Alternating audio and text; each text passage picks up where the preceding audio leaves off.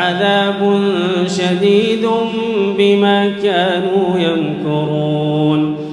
فمن يرد الله أن يهديه يشرح صدره للإسلام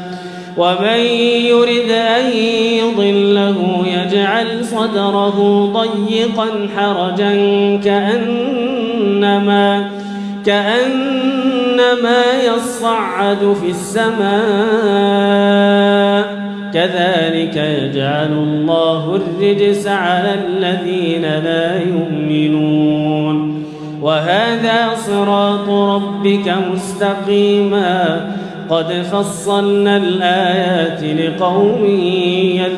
يذكرون لهم دار السلام عند ربهم وهو وليهم بما كانوا يعملون.